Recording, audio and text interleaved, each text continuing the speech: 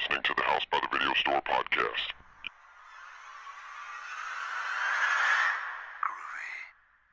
There's no more room in hell. The dead will walk near. We have such sights to show you. I kick ass for the Lord. Praise God! Give away! Welcome to the House by Video Store podcast. I'm your host, William, and joining me today will be Derek, Muppet, and Sean. Hello. And on this episode will be part one of our 2017 roundup, where we go through some different awards we're giving out for 2017, and those awards. So for this first... And if you've made any of these movies, you can come by in get 2 it. weeks Yeah. and pick up your award. It's going to be on a little piece of paper with hand drawn. Yeah, hand drawn. And it'll be left on his refrigerator. So Yeah. just come to the back door, knock 3 times. It's like and a then stick figure that shows like somebody being happy, and it says "I'm happy." And then if there's any of these movies that are nominated for negative awards, well, there's really only one negative award, which is biggest disappointment. And because like there's some people that give like, oh, the most shit movie of the year, Yeah, the I worst don't movie of the like doing year. that. It's like the super negative stuff like that. I don't think is really productive. And pointing out like why you hated something and you think it's the worst thing ever isn't necessarily the best approach. And similarly, like, I mean, if somebody gave out like a worst short film of the year award and gave it to one of ours, I'd be like, thanks. Yeah. What was in the Yeah, office? it's- Was it constructive criticism or No, constructive compliments. Yeah, constructive compliments. That's what we believe. in, so. And two, like, you know, if you're talking about the worst movie, like, it has to be more narrow, like worst wide release, because the breadth of movies that are released, there's no way to ever watch Yeah. every movie. So Well, you can go on. these are ones like we were aware of maybe Yeah. and had some sort of expectation based on critical praise. Friends talked about it. 'Cause you can or go- just like, you know, the previous ones in the Yeah. franchise. But I do think it'd be kind of shitty to get on, especially because we're small, but to go find like an indie movie or a smaller thing, like you made the worst movie of the year, where you have like these. And just promote your posts on Yeah. Facebook constantly. It's like where you have these big, because I don't think it's unfair to say you have millions of dollars in a studio behind you, your movie is trash or crap. Yeah. Because those guys should be able to take it because they have backing and they can write it off. And it's no big deal. And two, you know, there's a lot of moving pieces, a lot of things Yeah. to work movies. It's hard to, you know, get one off the ground to Yeah. begin with, even for studio people working in the studio system, you know. Yeah. So But you know, we all learned something. You can make the worst movie ever, especially this year showed us this, The Room, and then what, maybe 10 years later or more, have a Yeah, so renaissance Tommy of sorts. Wiseau, so The Disaster Artist got made based on the book that Greg Sestero wrote that was based on his experiences shooting the original Room. So that got made into a movie that had James Franco and Seth Rogen, released by A24. People expect it to possibly be nominated for a few different awards when Oscar season rolls around for acting. I saw somebody make this point because I told you I saw the film. James Franco, he does a great impression and he's really funny in it. Yeah. But as far as like acting, like it almost feels like it's a good one, but it almost feels like an extended SNL skit. Yeah. Yeah. And it's good. It's funny. You know what I mean? Like there's a story there. It's not like there's just no story and it's all just Yeah. a character thing. But at the same time, it doesn't feel like it really scratches the surface. Like you learn some more of the behind the scenes, but you Yeah. really don't really find out Well, that much more about him. I think kind of too what much. the award push for movie 2 is like kind of the fact that it went from being like what people said was the worst movie Yeah. ever made to now like Tommy Wiseau could actually end up as James Franco's guest of the Oscars. Yeah. so Well, what's it's like funny is- it's more. I think it's more Yeah. about And that. Tommy yes. Wiseau, so he has He's The a Disaster weird man. Artist is out, and you know he has like I think like a small cameo in it. Yeah. And he's getting to be involved in the press tour and the promotion for it, and of course, Which is Spring awesome for him. Is shedding more light on his movie. He also has he made season 1 of the show called The Neighbors, and then he made season 2, which is coming out soon. And you can only get the original season 1 on DVD from like his website, and then season 2 is coming out. Isn't he on Samurai Cop 2 also? He may be. I think he is. And then he also is making a movie called Best Friends with Greg Sestero from The Room that's going to come out soon. So he's getting to have like what he wanted, maybe in a little bit more finger being, people laughing at him type way versus, thinking he's a genius. Yeah, but I guess what those But checks cash the same way. If he wanted to be famous, he's accomplished it. Yeah. I'm saying that money didn't spend any different if they're laughing at you or with you. But so the point is, so the categories that we covering on this part, so it's gonna be 2 parts. Just because there's so much stuff, we don't want to overstuff one episode with it. Yeah, I wanna so overstuff the turkey. in this first part of the 2017 roundup, we'll discuss what our favorite nostalgia-based movie or property was this year. We'll discuss what the biggest surprise was in terms of things we weren't expecting to be what they turned out to be. Biggest disappointment, which isn't to say the worst film of the year, just saying relative to what we expected from it, that disappointed the most and left us, wanting more or something, or something different.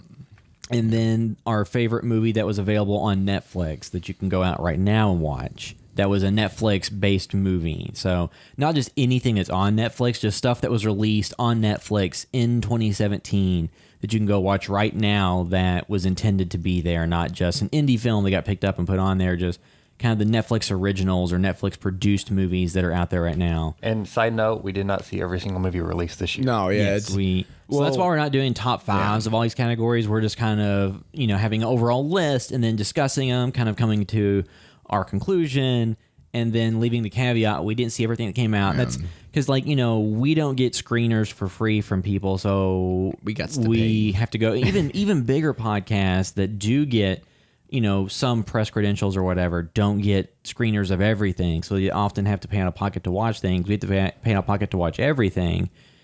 And then, trying to cram this last week before doing this episode, I watched a few movies this week, but some stuff like Tragedy Girls I wanted to watch, but the only way to watch it right now, aside from pirating it, which we weren't going to do, is it's on iTunes, I think, to purchase for like $9.99. But I don't have an Apple TV, so there's really no way for me to watch it on my TV, aside from digging out an HDMI cable and all kinds of convoluted garbage. So I just didn't get a chance to watch it because there wasn't any really way for me to easily watch it on my TV. So we didn't see everything, but the point is just out of the things we did see, these are kind of just kind of some categories to go through and talk about those categories. And then the next episode, so the one that's coming out after this one, we'll discuss our favorite television show of the year, favorite horror movie of the year, and then we can also discuss our personal favorite movies that fall in any genre, not just horror, and stuff we're looking forward to in 2018 that we're aware of currently, because it's, with indie stuff and smaller things, there's a lot of stuff that just comes out that you didn't have any awareness of. Netflix has originals that not everybody's aware of. The fact they're being going to release produced 2 a week next year, maybe something like that. They said 2 a week. Or at least they have that many, I guess, banked to release or something like that. We need to get on the phone with Netflix and it's look, you can release some stuff. You've released some stuff that wasn't great. We can be just something that's not great. We can be, if the bar is there, we can do just not as great things as everyone else. And you can be rest assured that nobody involved with the writing and production of it would get called out for any type of scandal or negative behavior. Unless you include us bashing Cabin Fever and Roth or something. Yeah, that's still the worst movie ever made, and it's probably going to get... That movie is bad. The Cabin Fever the remake. The movie is so bad that it still earns the rights to 2017's It still baffles the mind because after that, Cabin Fever was on Netflix or HBO or something where I was able to watch it on streaming. And I was like, well, since we watched this remake in the past year, maybe I should watch the original just to compare. So I watched that, original Cabin Fever, and it's not a great movie, and still the antagonist is a virus you don't see. So because everybody's saying it's Evil Dead. It's it's not really Evil Dead. I mean, there's Evil Dead homages in the same. I mean, there are homages in it to Evil Dead and Night of the Living Dead and other properties. But this movie is below those. Yes, but the point being, watching that original movie, regardless of what you think of it, it had personality, and the actors all gave very specific performances. It had Sean from Boy's World, and it had Ryder Strong and Joey Kern, and I'm trying to remember his name, Serena Vincent, and so everybody looked different, and everybody gave different performances. You wouldn't confuse any of those characters for any of the others.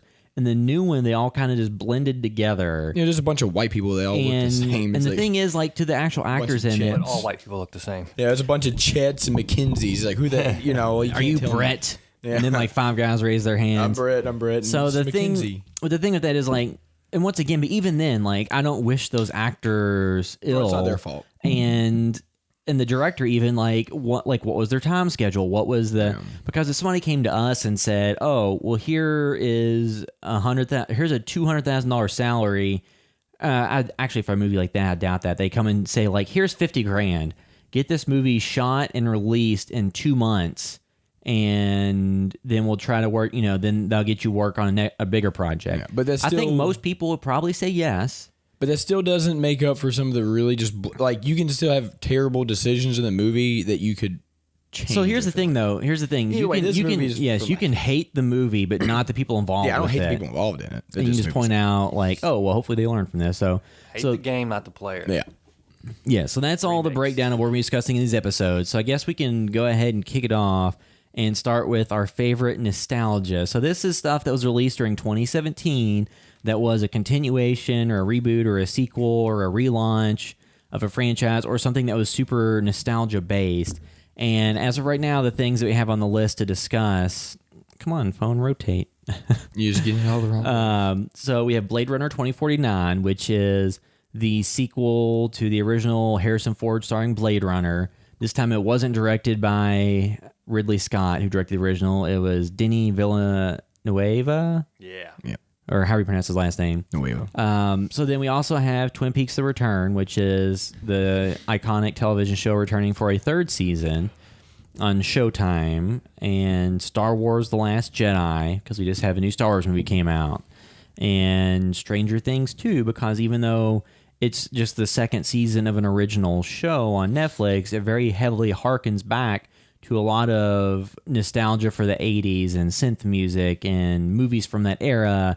Even has Paul Reiser in it and has scenes that feel very reminiscent of Aliens. Yeah. So there's just a lot of stuff in it that's very nostalgia based and based on your love of certain properties, and Spielberg and E.T. and John Carpenter. What's funny about this award category is that next year Ready Player One will, by default win if you're just talking about the most nostalgia. Yeah. I will say that when I saw Last Jedi, there were some of the worst movie trailers I've ever seen.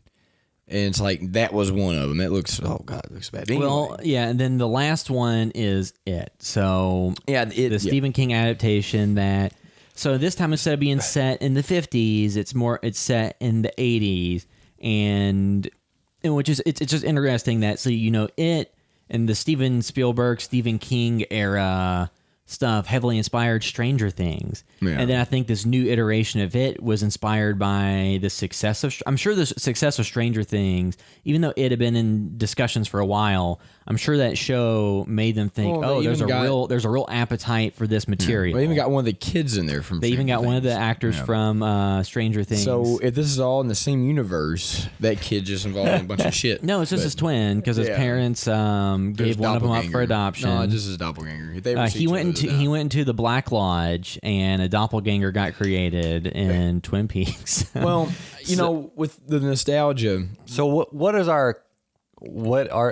the criteria for this? Is it which one gave us the most feeling of nostalgia? Which one is just kind of the best out of all these, or which one kind of nails the feel of those films, or maybe not even is super accurate but gives the emotional impact of it? What are we going for here? So I think it's had to be a combination of all of it, wouldn't it? Yeah, so it's what did you think was a good movie, and what kind of tickled the nostalgia element, and kind of what the nostalgia is right below the left ball sack. It tickled my nostalgia. And then you have to use a feather and say it's the Force. So it's one of those. It's a leaf. It's a leaf or whatever. But so I think it's just overall good movie movie or show, good property, overall good property that left you feeling nostalgic for the properties or the era or other things involved. I'm showing my hand early because Stranger Things made by members only jacket. So I'm going with Stranger Things. And Stranger Things is not my favorite of all these. No, Twin Peaks is. And then, as far as movies, Blade Runner and Last Jedi, I think, are phenomenal. Yeah. It, I thought, was really good as well. It didn't really have a lot of nostalgia. Surprisingly, it didn't really... lean on that too much. It Yeah. felt more timeless, which I think was a good it was a good thing. approach because You could take those It was- group of kids and put them in any It was Yeah. time set. period. It was and set in an works. era, but it wasn't. It didn't go as well. It's a 2.5 hour movie versus like Stranger Things is Yeah. an 8 or 9 episode season show. It didn't delve all the time into the set dressing of the 80s around the but it characters. it didn't define that movie. I'll say this too, like me being a kid of the 90s, like, and most, even though you and Sean were both born in the 80s, you all are more of a product of the 90s because y'all were like 5 by the time 1990 I came remember around. some of the 80s. Yeah, but you weren't going to arcades and, you know what I'm saying? Like, you No, were dude. When I was 4 years old, So I you I were- went to the forgetting theaters your- to see Back to the Future. Yeah.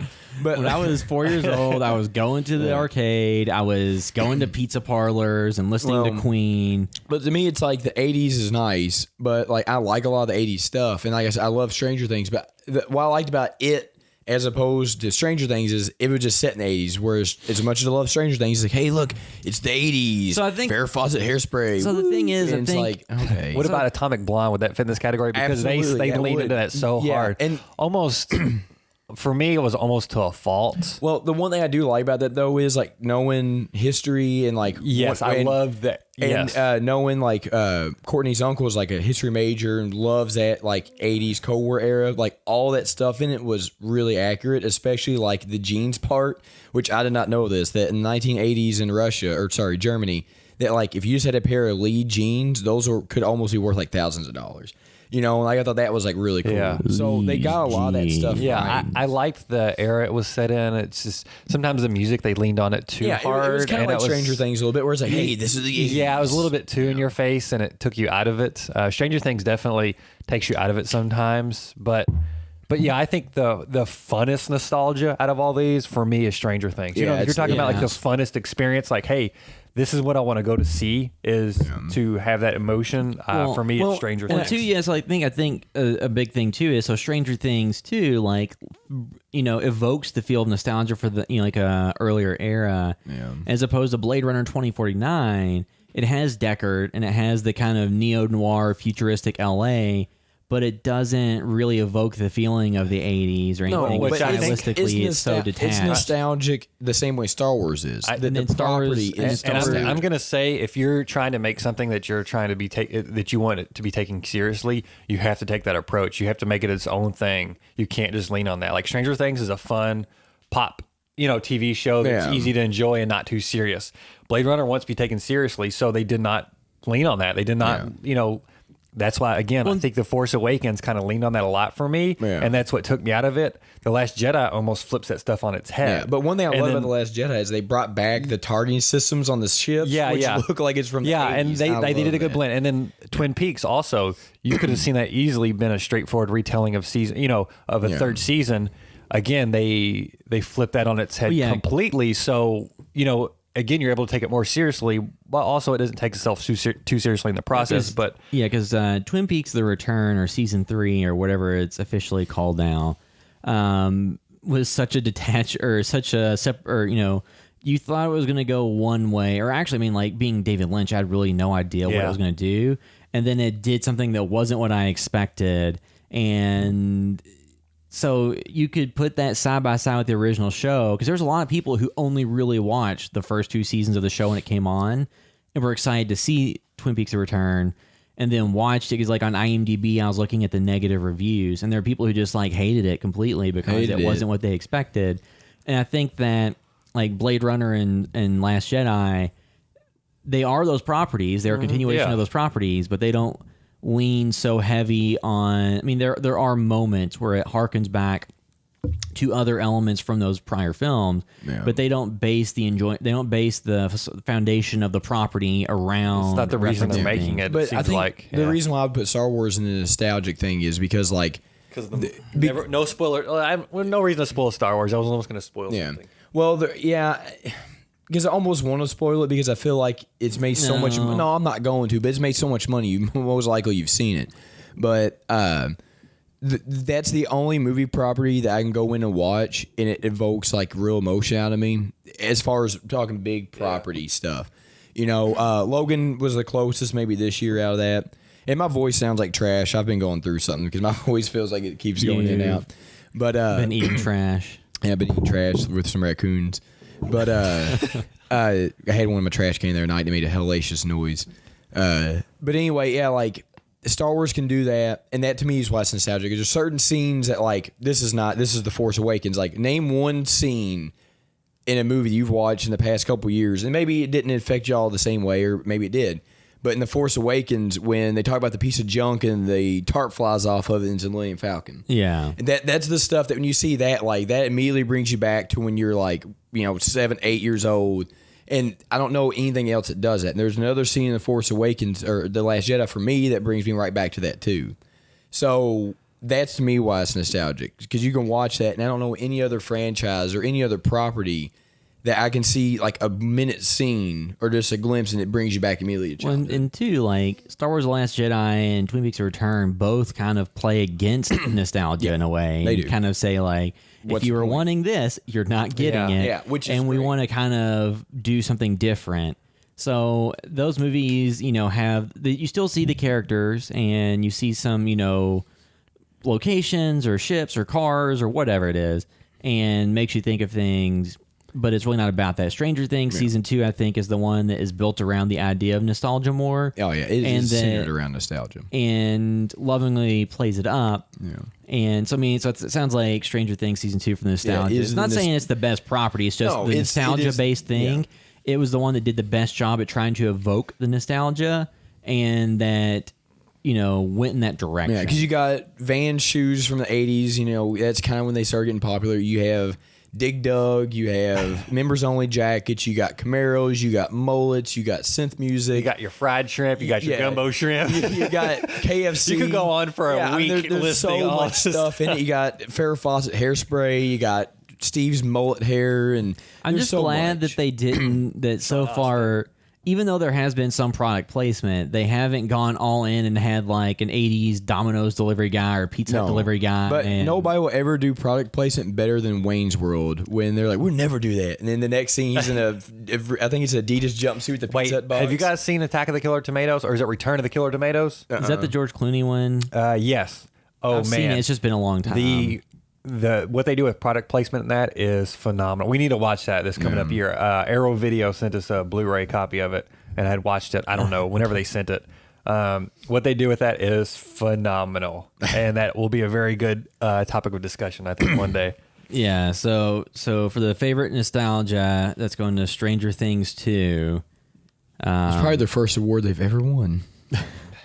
Well, it's just like a incredibly popular thing. And to the other thing, I think is a positive that comes out of that, because like we were at Christmas we were at Christmas festivities this year, and our cousins' kids who were like range in age, like freshmen in high school, like all girls. They're younger than they're middle school.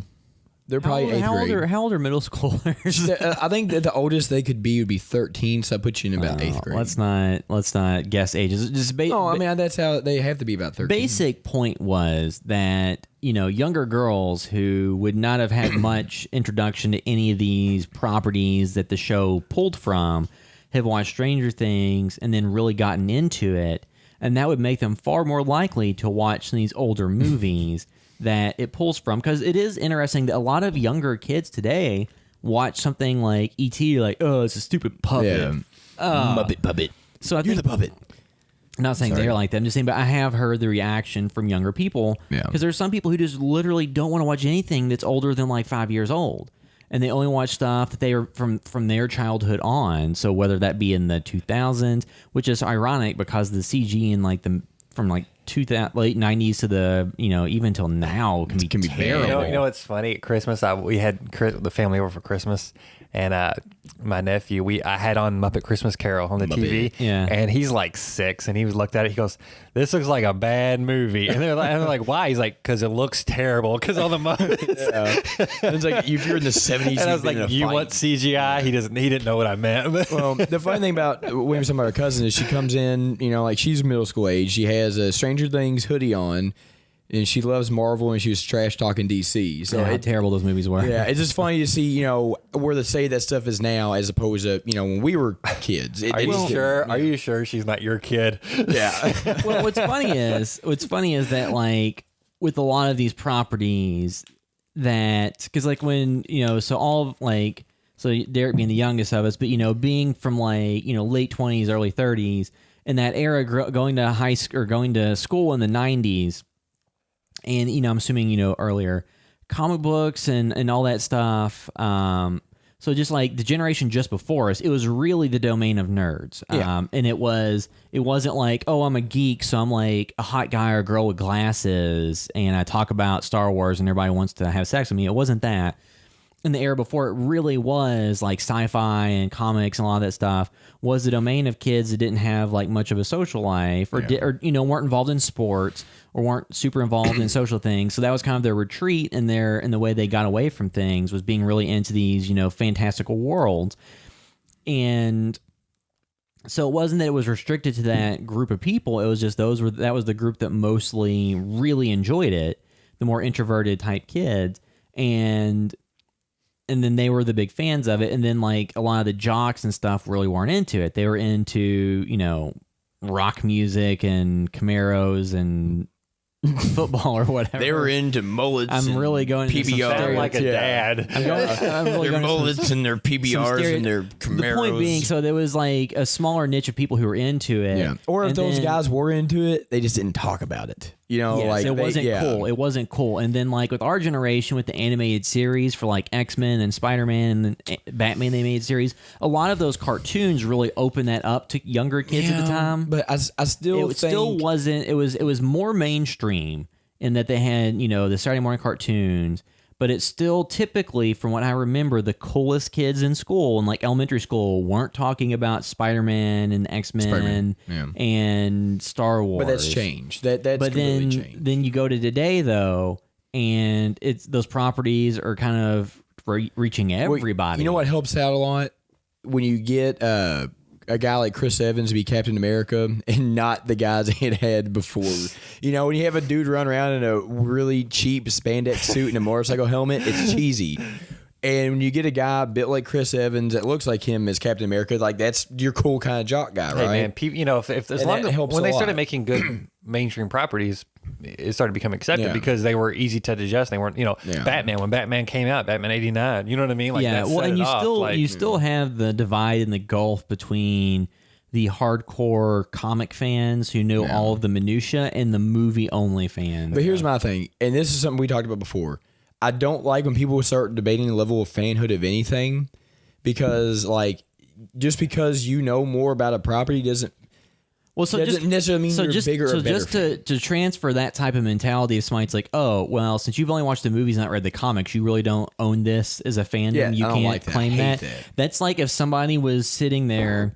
If you're walking through like a friend's party and somebody's like, yeah, I really like pizza, and they're eating like Papa John's or Pizza Hut or Domino's, and you're like, oh, do you typically just get delivery pizza? Like, yeah. And you smack it off the table and you're like, well, that's not pizza. No, the best analogy is if you go out and get a steak. I hate steaks. I can't talk steak snobs. But anyway, we had a big Christmas dinner at work, and one person got a well done steak, and that dude got roasted in front of everybody for like 20 minutes. Like, oh, just shut up. get it Who rare cares? and no steak sauce. Yeah, that's how they're. Yeah, I no. know. They all said medium rare or medium well, and I'm like, dude, my girlfriend Courtney will eat a steak rare. Like she Yeah. just wants it. It kills me if they do that. But Well, anyway, like, yeah. So I'll people, do medium. I'll do medium. yeah, but there's people- nothing worse than like nitpicking somebody people who else. are for their- snobs and you spend so much time caring about other people's enjoyment of things Yeah. that serves no purpose. Yeah, if you like somebody who's like a true Star Wars fan will probably like try to rip people like the Last Jedi or whatever, and it's like, it doesn't matter. Yeah, you're so- both of the yeah. So two other things I want to mention for best nostalgia. One, I was not a fan of this movie, but Boys in the Trees, Australian like horror drama, that got kind of a lot of good buzz when it came out. I think that came out this year. And then now Super Dark Times, also set in the 90s.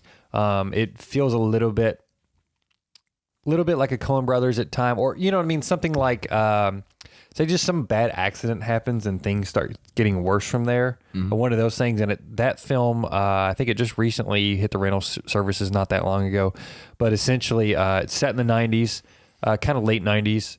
It doesn't identify itself as being like, hey, 90s, but the stuff is all throughout. So it's Yeah. kind of a fun watch in that regard. But it's like a really good little thriller, I think, with basically just high school aged kids. Yeah. I definitely recommend that for sure. I really enjoyed that. Another great piece of nostalgia, if you can get your hands on it, is the SNES Classic. That really does bring it back to the 90s. But Maybe that should win. that I played that, and it really does bring it back to the 90s. But now, what's our next? Yeah, so the next topic is, let me get this pulled up so I have all the options.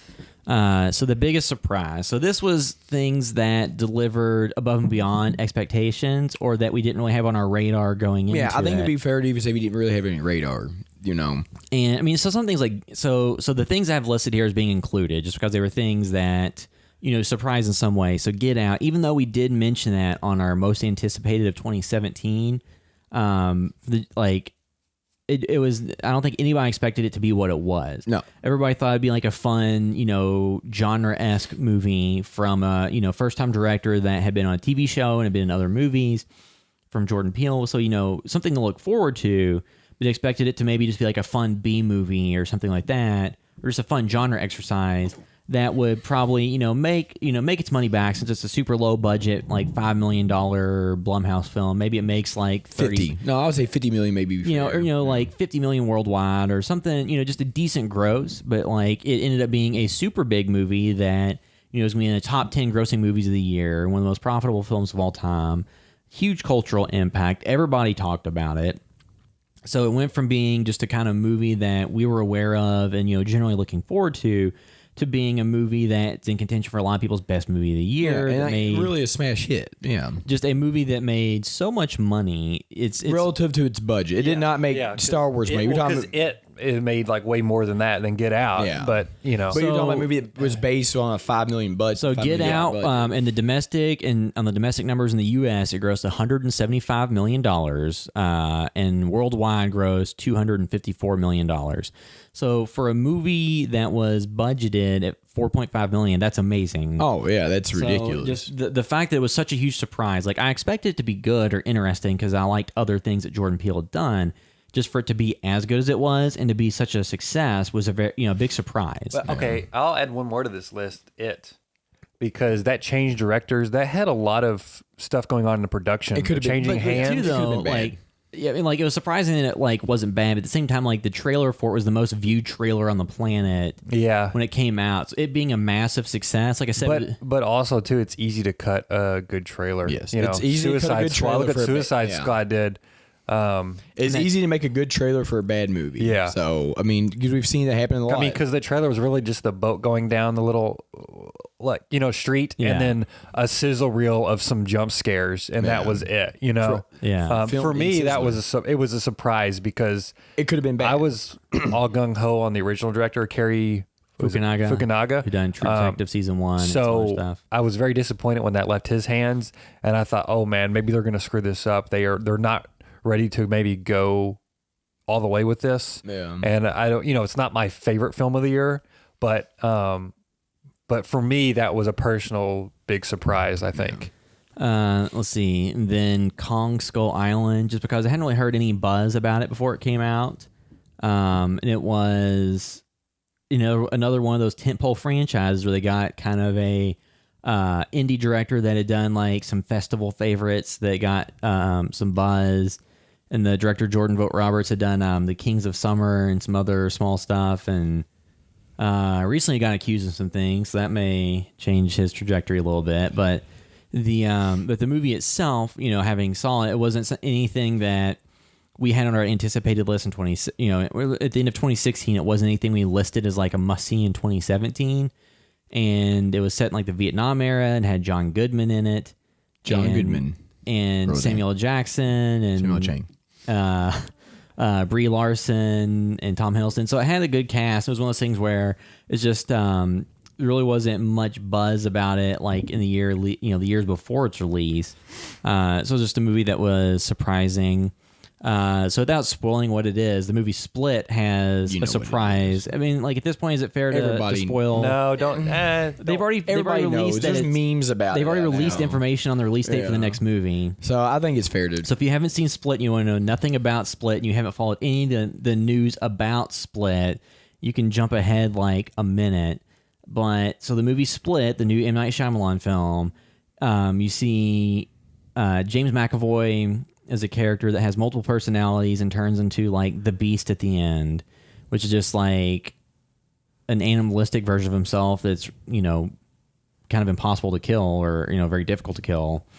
And at the very end of the movie, you get Bruce Willis's character from Unbreakable, and you see him like watching news coverage about James McAvoy's character. And the next movie is going to have it's going to be called Glass, and it has Bruce Willis, Samuel L. Jackson, and James McAvoy, and Anya Taylor-Joy from Split. So it's actually a stealth semi-sequel crossover to Unbreakable, and that wasn't revealed until the end of the movie. Yeah. So kind of a one-time thing in terms of I can't remember anything else really doing that. And like I said, it's not really a super spoiler because it's already like the release date for Glass has been announced, and Blumhouse has shared it, and all the different websites have covered it. So it's all pretty much out there. I think everybody's aware, who generally cares, is aware that movie's coming out. Yeah. So it was surprising to me. Just the biggest surprise element is that wasn't like there was no inclination before the movie came out that was going to happen, or that's what it was. Yeah. So the fact they're able to keep it under wraps and that generally people didn't spoil it until like it had been out for months was surprising. So that was something I was interested to see. So that's why that is on there. Star Wars: The Last Jedi, just because it broke from convention and did a lot of things that weren't expected. Yeah, it's hard to put $1 billion, 40-year-old franchise as a big surprise, but it's that everything it did was against convention, and I think that's why, because it didn't. Too, even if it did follow the plot beats of Empire Strikes Back and Return of the Jedi for the most part, it did in a way that you never felt like that's what it was doing. No, yeah. And that's why, because it was out of the box, and I liked it. Yeah, and there was different motivations behind the plot beats too. Like even though like there may have been like some events that happened, the reasons behind them were different, or the messages behind them were different. Yeah. They were taken in a new context, so it made it feel fresh. Yeah, it felt for a 40-year-old franchise, I think that was the best that could have happened. Yeah. It made it feel fresh. Yeah. yeah. So Star Wars: The Last Jedi. Then also Atomic Blonde is on here because it's just a movie that there wasn't a lot of buzz about going. There was a trailer for it that came out and then it finally got released, but it wasn't something that had a lot of build up because like John Wick. So it was one of the directors, the co-directors, the original John Wick that directed it. And didn't Charlize Theron and Keanu Reeves even do some training together while they were This was kind of like John Wick 2 and Atomic Blonde? This is kind of like a passion project of hers. Yeah, and this really only got made because of her Furiosa character. Oh, from Mad Max. Yeah, because Fury she Road. did that set up this to be made because she done. I heard it was the success of Eon Flux Eon Flux when she was in that from a decade ago. Or it was her turn in the movie Monster. She's like, I want to kill people again. But so Atomic Blonde. Then what was the other option? So there was... You mentioned The Punisher? Yeah, so The Punisher on Netflix, just because I think initially they had shown just like glimpses of a trailer for it that was kind of like a teaser, and they didn't say the release date. And I think they'd actually intended to release it in October, but then the Las Vegas shooting occurred, and they thought, well, it's probably not the best to release a show about a guy that shoots and kills a bunch of people on, right around this national tragedy about a white dude that went and shot and killed a bunch of people. So they pushed it back some to November. And it's one of those things where they'd announced the show was coming after the success of the character in Daredevil, and people really liked the portrayal. Then they announced they were going to make a series of it, and then it just kind of dropped unexpectedly in 2018. So the fact that it came out in, or not 2018, 2017, the fact that it came out in 2017 itself was somewhat of a surprise.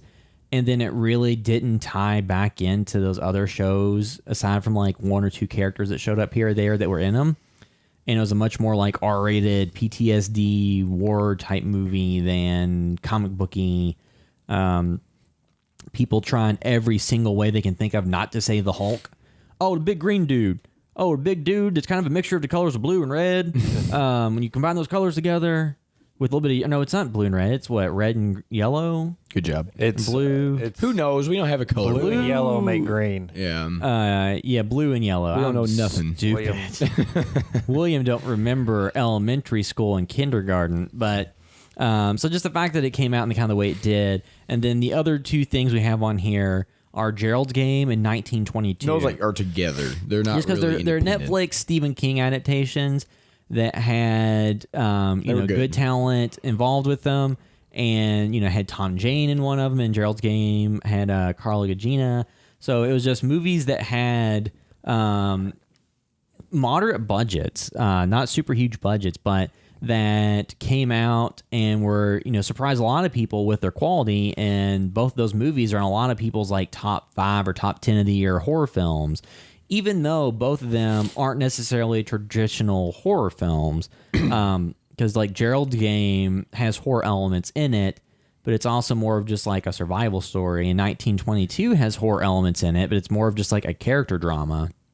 Yeah. But it's just on top of getting it, because, Stephen King adaptation, so you have The Shining, which is probably his least favorite adaptation of his work because it's a loose adaptation. It's a loose adaptation, and it changed some of the core elements of what he thought was important in the story, but it's one of the most successful and popular and important versions of that story. So the movie overshadows his book to some extent, and so I think he hates it. But then, to have two good adaptations come out in the same year as it is just not something you would think that you would get 3 great Stephen King adaptations in the same year. Now there was The Dark Tower that bombed. Yep. And kind of killed the idea of that being. We didn't put that on disappointment because none of us saw it. And I don't think anybody thought that was going to be good. So it didn't look that good. You can't be disappointed with something that looks The trailer bad that didn't is look bad. enticing, but having Idris Elba and Matthew McConaughey, based on the fact that the McConaissance wasn't that long ago. Because Idris Elba, as much as I like him, he's been in a bunch of bad stuff. So, a lot of these guys. Well, just take a he's paycheck. good in things. It's just he might be good, but the movie is bad. So out of those things, the biggest surprise, So for me, Get Out, like you mentioned, I think it was surprising at how that film actually turned out and what it ended up being. Yeah. We knew the concept behind it, and that was exciting, but we thought maybe it would be more tongue-in-cheek, or I don't know, just the approach to it was, I think, surprising. Yeah. For me, Kong Skull Island, that had some good buzz behind it. Really, when I walked to the theater, that was kind of a largely forgettable movie for Well, it's me. like popcorn movie. Yeah, just because I feel like, I don't know, none of the characters really Resonated. gave me a yeehaw moment or something. There was no There's great one, characters. but he did. Like Allison Brie, yeah, that's her name, right? She's kind of forgettable. Yeah. Or no, Brie Larson. Brie Larson, sorry. yeah, I was like, that's not her name. Brie Larson. She's in Glow. Yeah. I love her as an actress, but I wanted her to do so much more in this film. And I feel like she was, I don't know, just held back. Like she had a lot of the hero moments in the trailer, like just looking off camera, looking at Kong, but really she didn't really play a proactive role in too much of it. They gave most of the hero moments to Tom Hiddleston. Yeah. And two, though, in a movie where it's characters versus Kong, the human characters can't do all that much. Yeah, but I just wish there would have been, I don't know, I just, the Kong stuff was really cool.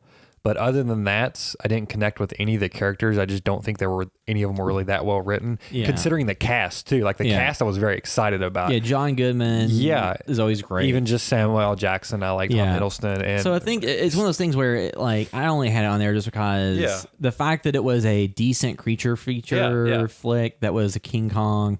That it wasn't terrible by any means. Yeah, it wasn't terrible. It was just it was just surprising that it was successful and entertaining.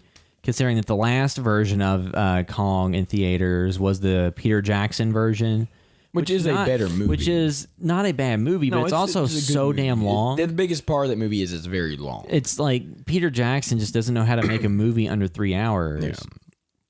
But that Kong was a more traditional telling, where this one was at the same not. time, that one was so close to the source material. What was the point, really? It was just updating a classic. But then, if you modern- rewatch it, though, those CGI effects have aged pretty poorly. Well, yeah, but for that's all. My movie's nephew also loves 10 that years- movie. The movie's also he loves 10 the years dinosaur old. fighting in that Yeah. film. But you're talking about a movie that's at least 10 years But old. just watching Jack Black run in front of CGI dinosaurs. Look, I like Jack Black. Nacho Libre is the So- best movie of all time. Let's just start knocking some other ones off. The Punisher. Yeah, I mean, it was I only, did not it was watch it. surprising. Yeah, nobody else watched Yeah. it, but it was surprising in that it kind of just got released Wait a this minute, year without is any it- fanfare. Is it one of those things too? It just surprised me because it didn't suck. Like, is that what some of these movies are? Like, is the Kong a surprise just because it didn't? Well, no, it's suck? also too like so. The Punisher was more surprised in that it got announced and came out kind of without much of a marketing push and just kind of got released, and then it wasn't really tethered to those other properties, and it was more of just like a war drama that felt like it took place in the current day world, and not the Marvel universe. Yeah. But if no one also watched it, like, and the quality of it wasn't amazing or anything. It's just the fact that it kind of came out and was so detached from the rest of them was surprising. Because if you like the idea of a Punisher series, you can watch that without really having watched the other series and kind of be up to speed. Yeah. Well, I think the biggest surprise to me, not that I feel like it is a surprise after I watched it, but is Get Out. I mean, just everything that movie did, and it did everything so well. Well, I think it has to be the biggest surprise. I'm like torn a little bit. Like so Atomic Blonde, just to mention that real quick. I love that pretty movie. decent, but I actually kind of had high expectations because it was one of the directors of John Wick. Yeah. I didn't know if it could go either way.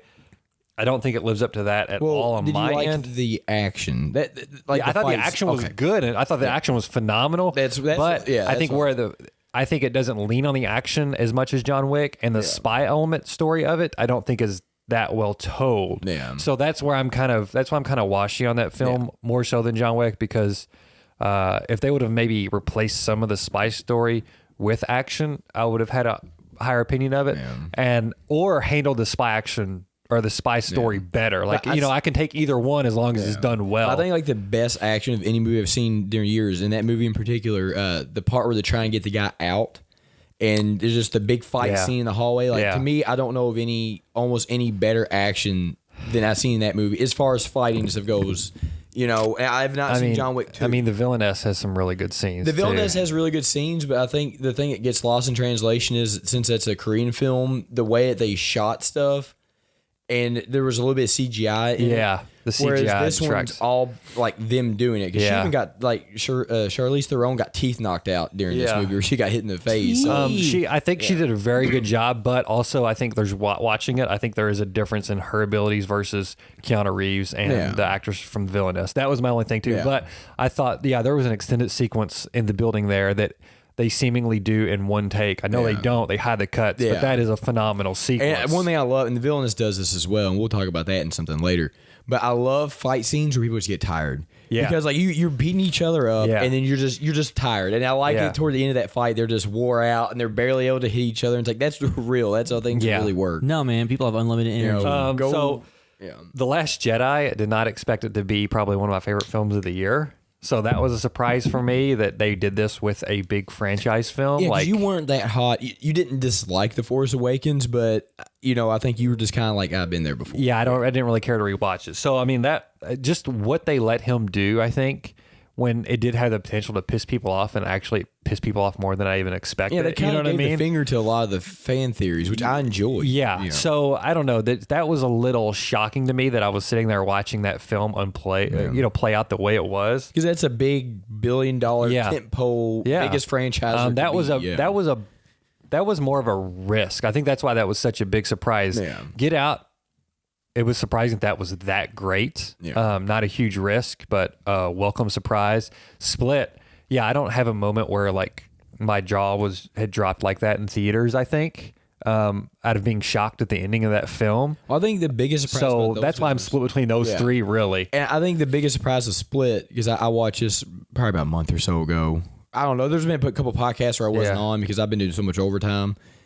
But I watched it one week, and it's like, it's funny to see the renaissance that has been M. Night Shyamalan over the past couple of films, because that was the guy that was like going to be the next direct. He was labeled the next Spielberg. Yeah, after and then Sixth Sense. he had Signs. some duds, and he kind of went to purgatory, and then he's coming back. When is his next film coming out? Is it next year? So Glass is coming out in 2019. Okay. Yeah. So it'd be interesting to see if he may get our best comeback award in 2019 if he continues this streak. I think Glass will be the telling moment, because depending on how they let him do this, because I think they've given him a lot of free reign, but they've still held him a little bit. Yeah. And I think that if he continues to do what he's doing with lower budgets and making better movies, he'll be fine. But I think it's kind of like with Deadpool 2 in comparison. Lower budget, better movie. You give him bigger budget, then you get like The Woman in the Water or whatever. That movie was as bad. Yeah, and what was that show called that? Wayward Pines. So M. Night Shyamalan had involvement with that show. Because he did Sixth Sense, Signs, The Village, Lady in the Water, The Happening. Oh, The Happening was so bad. Then was it After Earth or no, Avatar: Last Avatar. Airbender? Then After Earth, and After Earth wasn't even advertised as an M. Night Shyamalan movie. And then he produced some stuff like the movie Devil. Yeah. And other things. And after Earth, he had kind of squandered his goodwill with critics and with audiences. And then there was like a famous clip of that movie Devil that he produced, where on the trailer when it says from producer M. Night Shyamalan, and people in the theater started laughing. They did that in my theaters when I remember watching it. People would laugh at him Because I remember seeing like clips of that spreading around. But I think the biggest surprise for that is just the renaissance he's had. But Yeah. to me, I still think, it's going to be in 2019. If he nails that one, then he's Well, I He's think made a too, comeback. Well, I think though too that the surprising thing to me about Split that I had never seen a movie be, the launching point for something else in that way that was, and it not be like a focal point of the marketing and spoiled beforehand. Because watching that movie, like when you're watching it and then like certain music cues kick in, you're like, that sounds familiar. You're like, oh shit, this is, to see like non-Marvel films have stingers or endings that tease other characters and stuff is relatively rare. Yeah. Because other movies have done that over time, like the Kevin Smith stuff was like the shared universe with all those characters, whatever. But very rarely do you have franchises where you build up one movie and you're like, oh, here's this character you're aware of. And like, to me, it was surprising that they were able to do that and not get spoiled before it came out. yeah, I think for me, I don't think we'll get.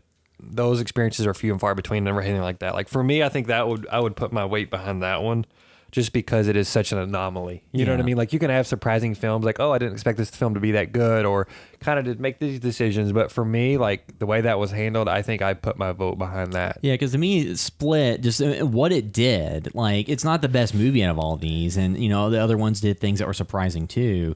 It's just, to me, the fact that it was a stealth sequel to something else that set up like a future movie was just like, doesn't really happen. Unheard of, yeah. And so to me, that was the most surprising thing that they're able to do that. So we got a 2-1 for Split. Yeah, 'Cause so I you're like on Get Split. Out. I'm on Get Out, and Yar was so this one would be the biggest surprise. And this is would be the Split. this is. I mean, are you? And do you see the? I get your point. I get it. But see, like for me, I got to watch the movie like 10 months after it came out, so a little I bit knew. difference. Yeah, because if you knew, then it's one thing. But like literally in the theater, like I was like, holy shit! Like I could not. I walked out of the theater, and you guys were going into it because you had missed the earlier screening or so. Or you were supposed to watch it with us. Yeah, and then it sold out. And I was just like, oh man, I can't wait till he walks out of that theater. The biggest surprise of the year was last night when I was at Target. His dad decided to buy the kid the Lego AT-AT, and he went, holy Santa Claus shit. And I was so excited to hear that because the dad's, and this kid was like maybe 7. And he was like so excited because there's one left. And I guess his dad picked it up for him when you were just walking into Target because you have like your pickup area in Starbucks. That's great. And he was like, oh yeah, I got you a gift. It just came in, and he was like, holy Santa Claus shit. And the dad didn't even, it was just funny because that kid was so hyped and it like screamed it. But So far for nostalgia, we've given it to Stranger Things 2, and biggest surprise, we landed on Split with Get Out being kind of behind that.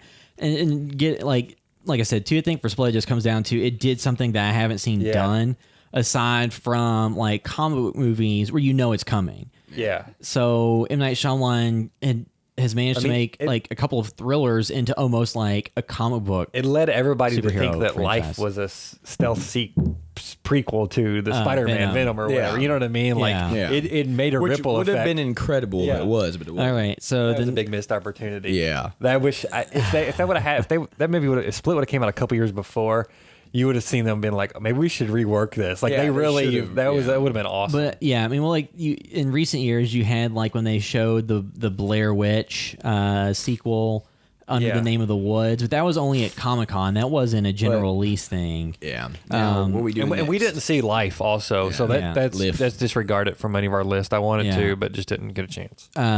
Biggest disappointment. Yeah. So This is the one I've been waiting for. So this is a category where it's things that not terrible movies, or not. It doesn't mean we're saying these are terrible movies and people might all say should be one of them's upset. terrible. But it doesn't inherently mean that. It just means that doesn't. relative to what we expected, what was delivered was a disappointment. So out of the movies in contention for that, so Alien Covenant, the movie that came out this year from Ridley Scott, Rings, which was the belated 10 years later sequel for that franchise, which is weird. Death Note, which was the Netflix original from Adam Wingard.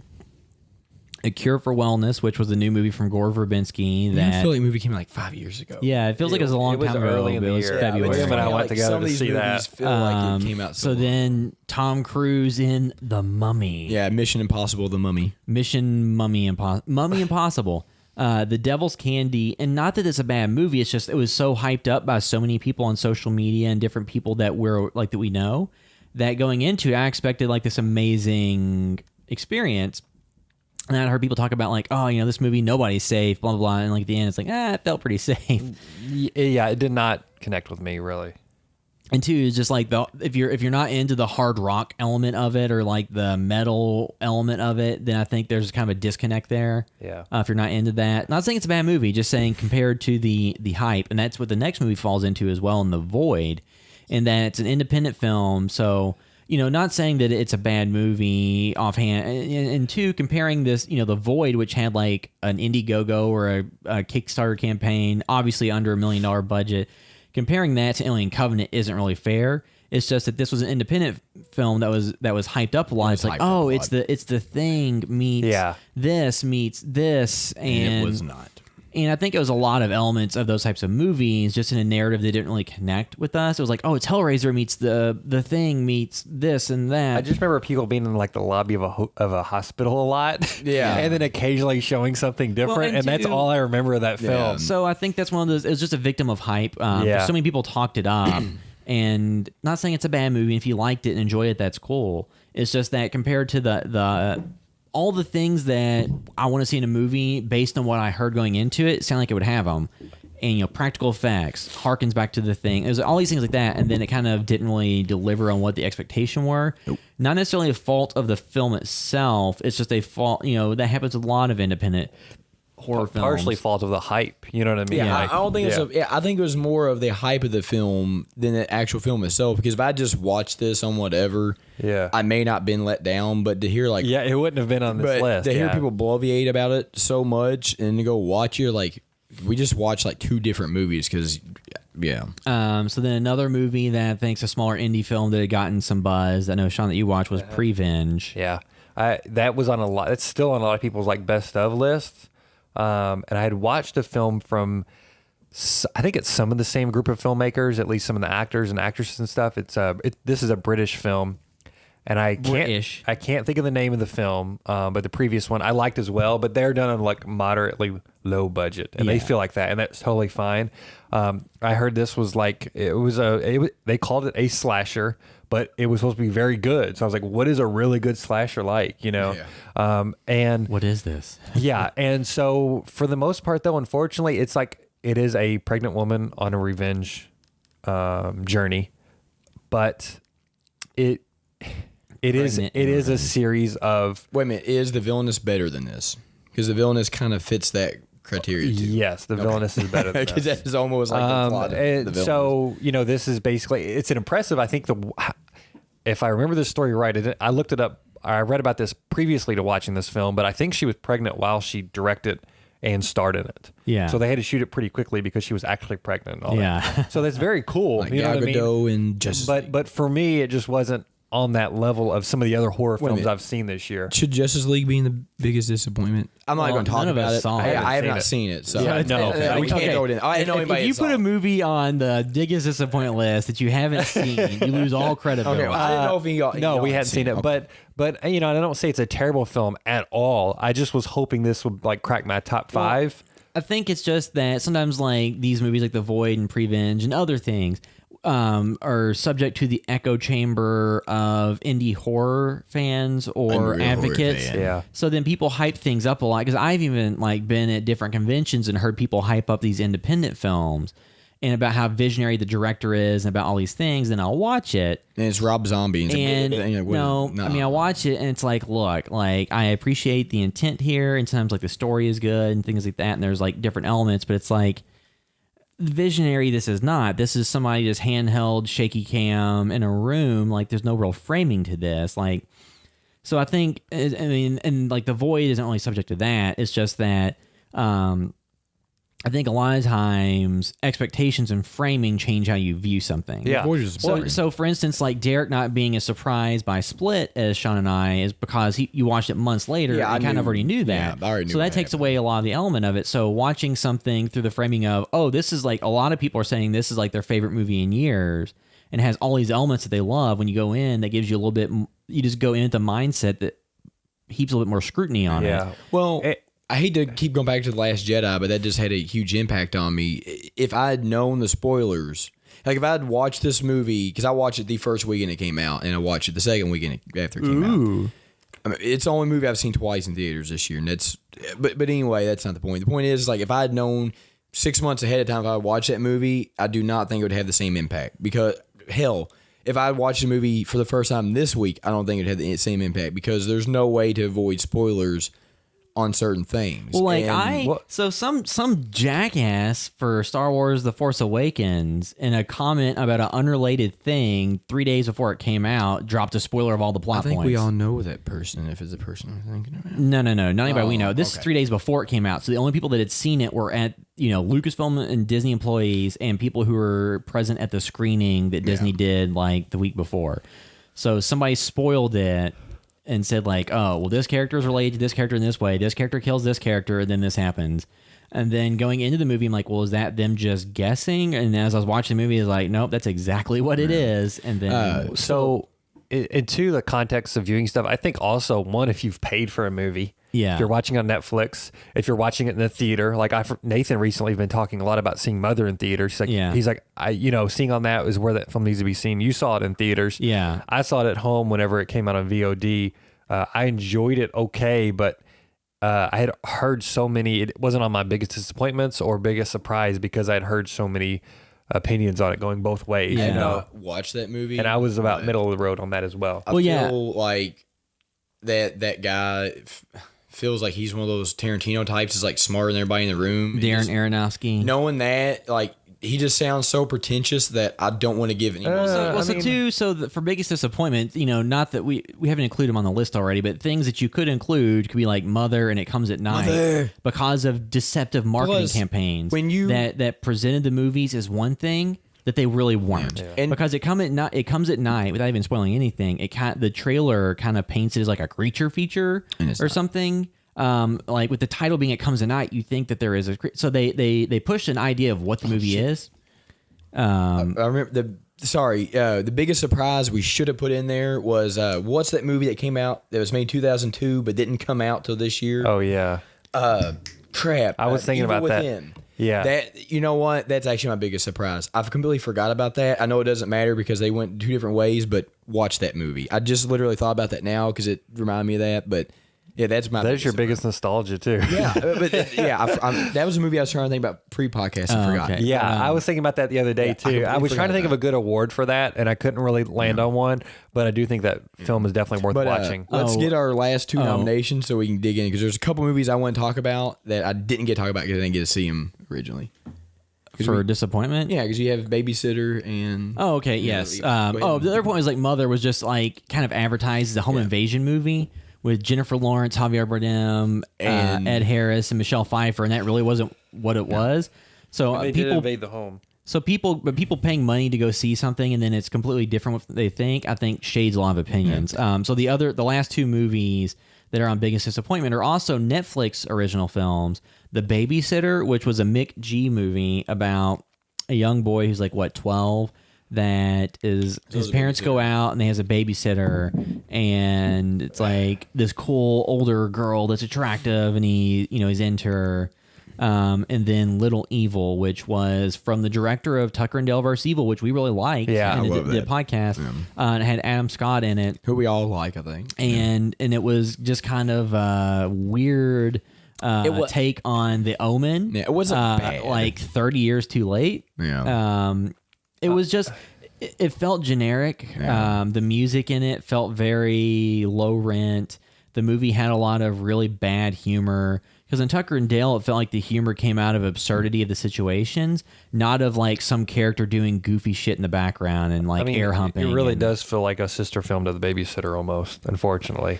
Yeah, so Also, too, real quick, again, biggest surprise, not going to win, but Better Watch Out. Should have mentioned that because I was surprised by that film, Yeah. and I really, really enjoyed that. It's going to be one of my top 5 lists, I think. So, Derek hates Alien Covenant. Yeah. We know that. Rings, I don't think we expected it to be that bad. We didn't really, have huge or that expectations. unenjoyable. Yeah.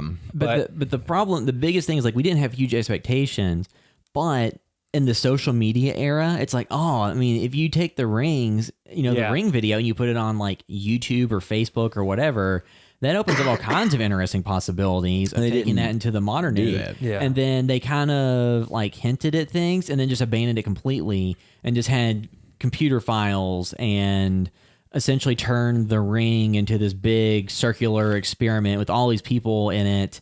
That ran by Jake It's a Galecki, spin-off of The Big Bang Theory. the You guy call it from Big Johnny Bang Galecki Theory or whatever. or Johnny Galecki or John, whatever. whatever his name is, who cares? Yeah, the guy from Big Bang Theory and Roseanne. My parents just realized one of my parents just realized he was the kid from Christmas Vacation. So I don't think that one's going to cut it, but that was a disappointment. It was a disappointment in that they had this opportunity yeah. to make it something. But also, wasn't that film shelved for a couple years? Yeah, it got pushed it around. wasn't even like, if that would have it probably could have began development way earlier than that Yeah. too. So I don't think that movie could, any way that movie would have been good. Death Note, Death Note was just because it's from Adam Wingard, who we, at least I had been a big fan of, like, You're Next and The Guest and some of his other stuff. So then seeing this movie come out, which had a big budget, and it landed him the next, like, was it King Kong versus Godzilla? So it landed him like this big budget movie. Or is he doing the next Godzilla movie? I don't Who cares? remember. The thing it is, landed him a big movie based on the cuts of it they had shown to the studio, and it was coming off of other movies I really enjoyed, like The Guest. but not off the Blair Witch. Which And the wasn't Blair the Witch- worst thing in the world, but it just was. It was very found forgettable. footage, and then I think a lot of people, like, once they watch, like, oh, this is what found footage in the woods is. Well, again, too, you expected them to subvert expectations like they did with other films, And they just then- did an and they entry. just made another one of those films. Yeah, because they said, like, they've been said in interviews, like Kim and Simon Barrett had said, like, oh, everybody's expecting like a deconstruction, but instead we just made an entry in that. I think the genre. most disappointing thing about the Death Note or whatever is what we talked about before is they like squandered a lot of the interesting elements of it. Yeah, they put way too much In a in short one period of movie. time, They yeah. shouldn't have. The weird Spider-Man wannabe candy eating dude shouldn't even been in that. Shouldn't have been in the first movie, or should have been at the very end. They could have had a really interesting take on like a Final Destination type movie, but with somebody in control of it, because that's kind of how it started off. They didn't do that, so you had all these really interesting plots. But what way I kind of felt like is like they can't. They were. I'm just going to do a sports analogy. It's like you're the first play in the Super Bowl and you throw a Hail Mary, and it's like, what do you do? And you always should make a movie for the intention to have a sequel.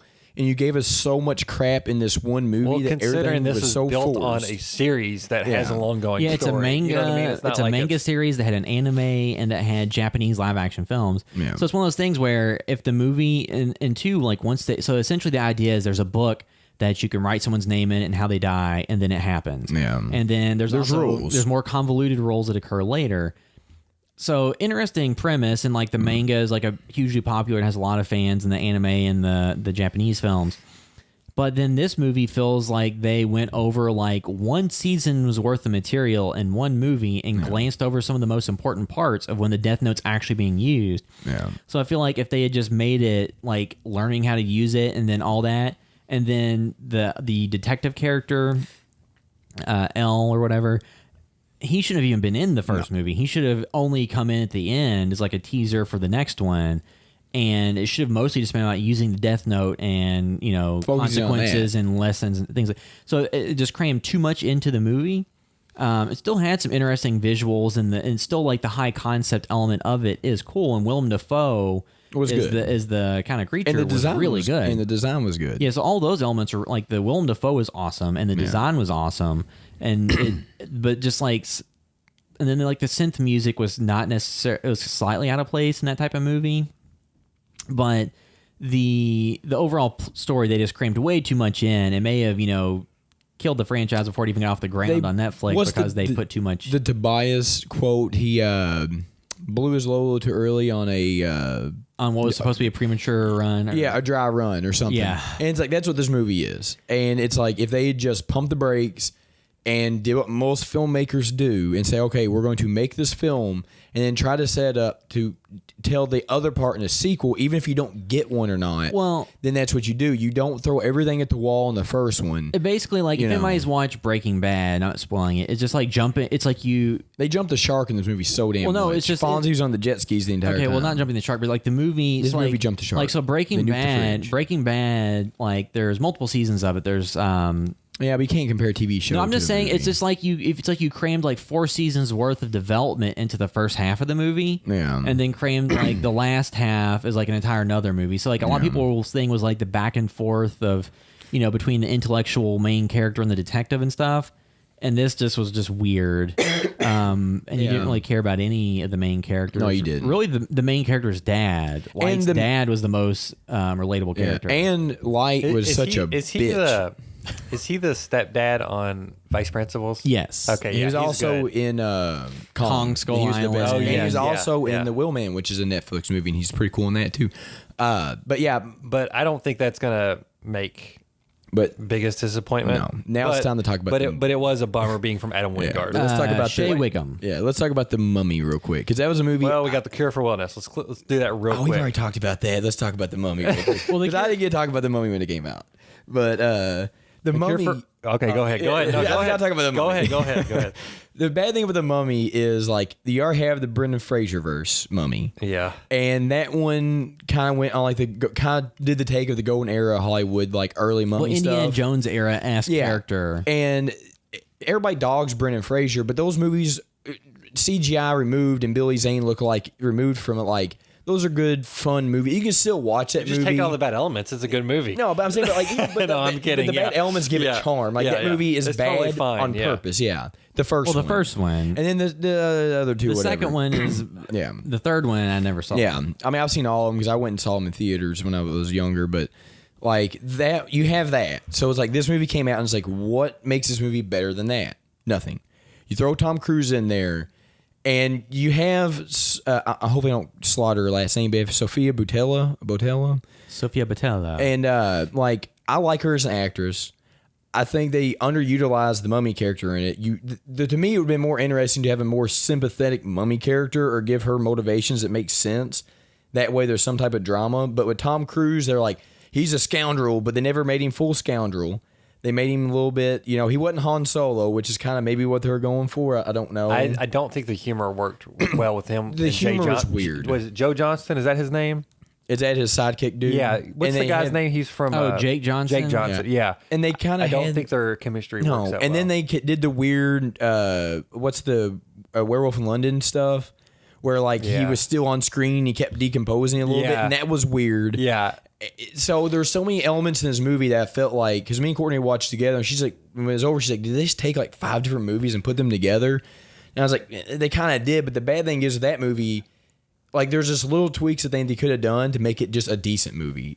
And that's where I get aggravated with it is because like if they had focused more on the Mummy character, which has very little screen time in it, and they made this big to do about it in the trailers, and it's like the stuff they showed you in the trailers with the Mummy is all you get. Yeah. Whereas like in the Brendan Fraser verse, like you still got a lot of Mummy in there, and there were scenes that like to this day still remind me of that movie.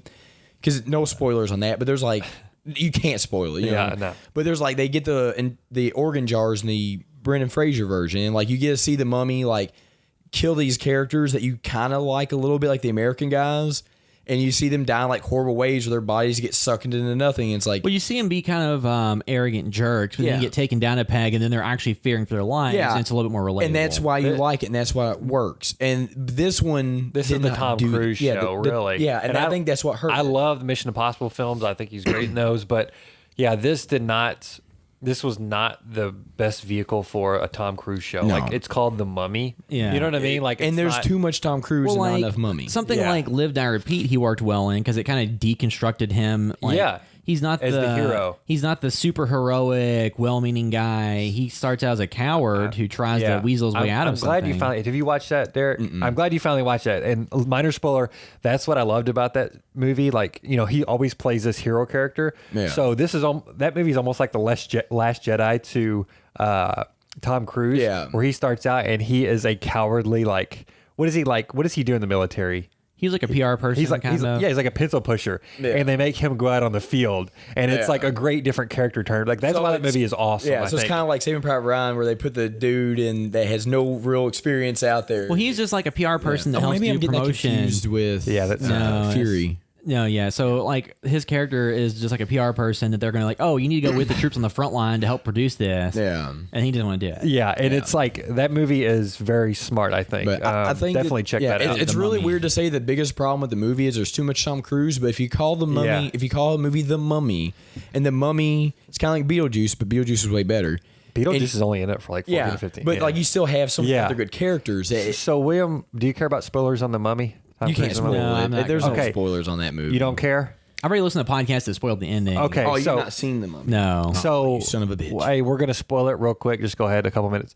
I've already forgot. At the end, basically, is he gonna be the Mummy? No, he just somehow takes the Mummy powers and is It makes no sense. It absolutely makes no sense. He gets set up as like a good guy because there's like the Yeah. coalition of good guys against the bad Yeah, I guy. thought he Which was is going to be the stupid. through line on all Yeah. these films, but for some reason I thought, oh, is he the Mummy? I can't remember because No, he just like becomes the vessel for the Mummy, and he takes the life force out of the Mummy, and it makes no sense. Like Yeah, this movie makes no sitting sense. in this theater, I was so antsy to get up and leave. Like Were you I just would like, have left if what? it wasn't When it was for over? Yeah. you know, if I wasn't going to talk about it on the podcast.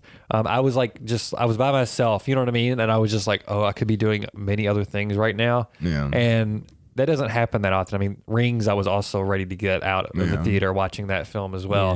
Yeah. But The Mummy was very disappointing on how kind of boring that And was. the Mummy is supposed to take place in Egypt. So- it's not Yeah, supposed to take yeah. place in London. That is not a good that's- Mummy movie. well, I mean, yeah. no. If you but- call the movie The Mummy and it's not in the and desert, too, it's I don't built wanna on a watch it. classic Universal monster. Like there was hope, but having said that, I still don't think it's the most disappointing. It's just a real big bummer of a movie. Yeah, because I look at that movie and I see again like small things they could have done with the existing stuff and made a decent, not a good Yeah. movie, a decent movie. Yeah, but I guess y'all can talk about the Cure for. I did not see. Well, Cure for Wellness was Gore Verbinski, and he was attached a while back to an adaptation of BioShock, the video game, and then that eventually fell apart because of budgetary concerns and things like that. Cure for Wellness feels like he kind of took that aesthetic of kind of like a lot of green Art and Deco. white, Art Deco kind of. This was his Shape of Water when Yeah. Del Toro didn't get to do Creature from the Black Lagoon. He just made his own version. Yeah, so it felt like that. The movie itself was a little bit long, and Dane DeHaan is a good enough actor, just didn't really get a likable character in any way, shape, or form. And then there was really no character you really cared about throughout the movie. Yeah, like I just the trailer I think was really great. They had a trailer that ran during the Super Bowl. I think. It went for like as far as the visuals, they're very bold and striking and somewhat memorable, some of them, but the script just needed so much more work, and it was Yeah. not able to rely on the visuals. And I was hoping that we would get that perfect blend of this could have been possibly one of the best horror films of the year if it would have had the script to back up the visuals. trailers were interesting. Yeah. I did not see this movie, so I cannot talk much about it. Yeah. I just know the trailers looked interesting. And that was the beginning of the Yeah. year. So if you even remember the trailers being interesting, you know what I mean? Like visually, Yeah. this had some cool stuff going on Well, in the you trailers, get- but it just, You get Gore Verbinski, who directed The Ring, and then like the first Pirates of the Caribbean movie, Curse of the Black Pearl, I thought was a fun like summer popcorn movie. It's good. The sequels I thought were overlong, overstuffed, and not really worth the time to watch them. They were okay. They're not bad. Like, no, I mean, like, those are movies that if they're on, I would do not seek to watch those. I do enjoy the first one. I will watch then it. Rango, I thought was Rain Man? Rango. Oh, they say Rain Man. I think Rango's the only film of his I've ever seen. I've only seen part of. Ringo Starr. I've only seen part of Pirates and fell asleep. Did you not watch the original of The Ring? Yeah. What? The Oh, original I watched The Ring. Yeah, I forgot about Yeah. The Ring. I like the original Pirates. But yeah, I watched half of the original Pirates and fell asleep. So Cure for Wellness, just there was more set up there, and then you just kind of had a movie where you didn't care about a lot of the stuff, and then the ending felt like a video game. Yeah, it spins its wheels until it gets to the end, and then the end's not good. Yeah. You know, so that was a bummer. I think my biggest disappointment, obviously, you all know me, so Yeah. is going to be Alien Covenant, and I don't want to pick on that film too much because I kind of definitely trashed it when it came out. But my biggest thing is in hindsight in 2017, maybe I did this before or after podcast, can't remember. I look at what Star Wars Last Jedi did, and it took a pre-existing franchise, and even though The Force Awakens did really well, like historically good, to me, it breathed new life into a existing aged franchise. Whereas with Alien Covenant, it had the possibility to breathe new life into a franchise that was old and lacking energy and, like whatever. And all it did was rehash every single thing they'd ever done. And then in the movie, the same exact way that almost every single movie's ever ended in that franchise. And it's like, what did you accomplish? Well, so I mean, I think part of it is and you had Ridley Scott there, and it's you just made the same movie again. A lot of people had issues. A lot of people had issues with Prometheus. So there are a lot. At least that took risk. So like I was saying, a lot of the problems people have with Prometheus were nitpicks about, why did the character run in a straight line, or why did the character do this? Why? So if you take out those elements, you take out the nitpicks about the way people acted, and you just talk about the movie itself. It made good money. Worldwide, it made like over 400 million. Prometheus, yeah. But I think a lot of people are like, I wanted an alien film. I didn't want this more, open-ended sci-fi film that had these higher-minded principles about, involving androids and creation and stuff. I wanted aliens. So, taking away all the criticisms of the plot and stuff like that, just like that was a big criticism. So this movie gave in to the fanboys. Feels like the studio gave them notes that said, well, we need xenomorphs in this one, and we need eggs, and whatever else, okay, just make that work. So it feels kind of like Spider-Man 3 from the Sam Raimi trilogy where they forced him to include Venom. Yeah. And it kind of felt shoehorned in. In this new movie, like, spoiler alert for Alien Covenant. You can't spoil it. You've seen it. It shows the starting point of the xenomorph we saw in all these subsequent Alien films. In a very boring way. And the way, when it shows how they came about, to me, it destroys a lot of the mystique around it. Because the original Alien film, you see this space jockey that looks huge. And you're like, what the hell is this ship? Like, where'd this come from? And you see these creatures that are like, almost like mythical type creatures.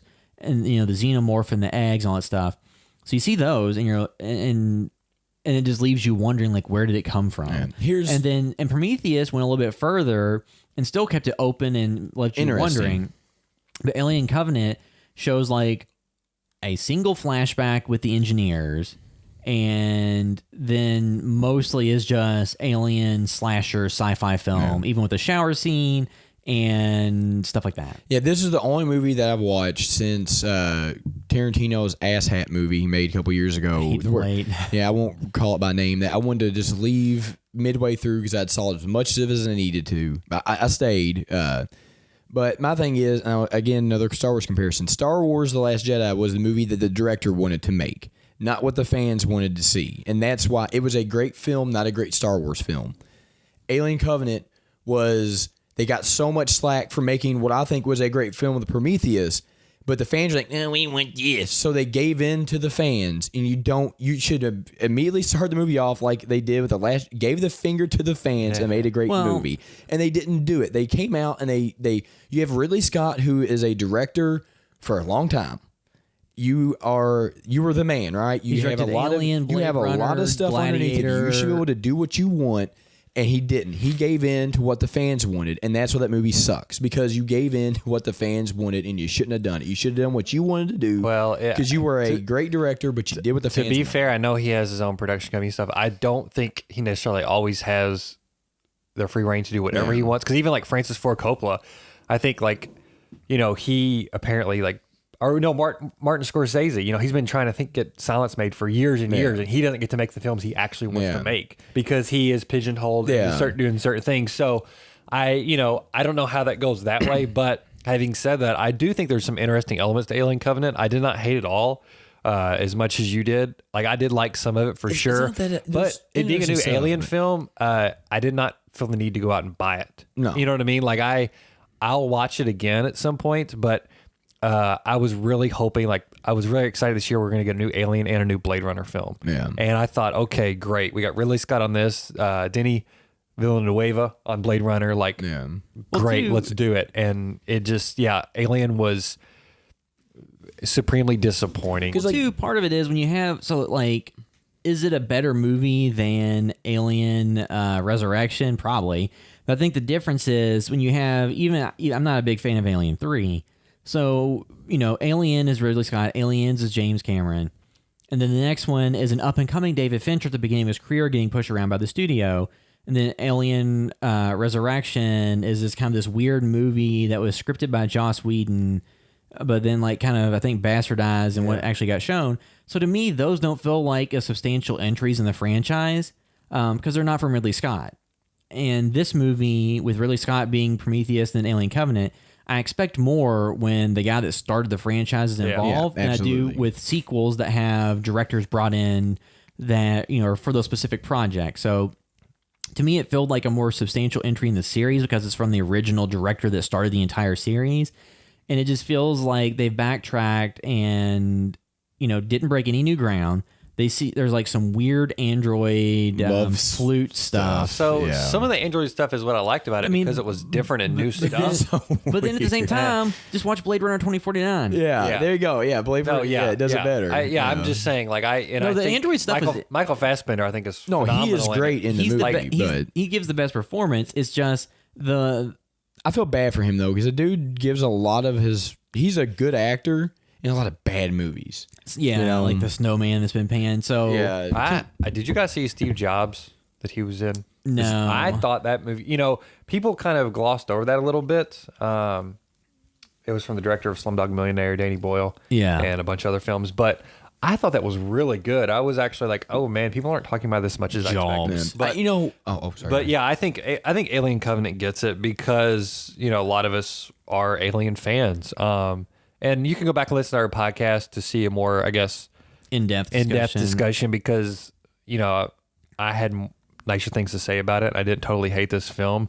It's just disappointing that, because I was somebody who liked Prometheus walking out of the theater and had always kind of liked that film.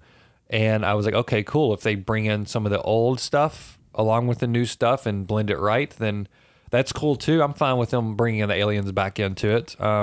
It's just, it just seemed like trying to do a greatest hits, and it didn't work. And those parts left the smallest amount of impact, unfortunately. Yeah, well, it felt like some was like I think which pizza place is it? Pizza Hut will do all these crazy pizzas where it's stuffed pepperoni crust stuff, hot dog crust pizza, hot dog crust pizza. So it feels like you might be trying some new thing, but then trying to force a bunch of stuff on it that doesn't fit, and the end result is something that gives you indigestion. Yeah, and that's what this was. Alien Covenant, to me, I give it 2 because going into it, it's Ridley Scott again, and I enjoyed Prometheus. So seeing where they went with it, it just feels like they really course corrected or shifted from what the original sequel plan was to what we got. Yeah, and I guess I feel like some of that was because people wanted the aliens in it, and I feel like they gave in. When they wasted Noomi Rapace. Yes. And that's a huge disappointment because. And then Michael Fassbender does a great performance, but I feel like the direction they went was just unsatisfying in the canon of the Alien series. Yeah. Because it feels like most prequel type things, when you re-explain the origin of something, it just makes it less than. And they got rid of the open-ended feeling that Prometheus had. And again, I hate to keep comparing this to Star Wars, but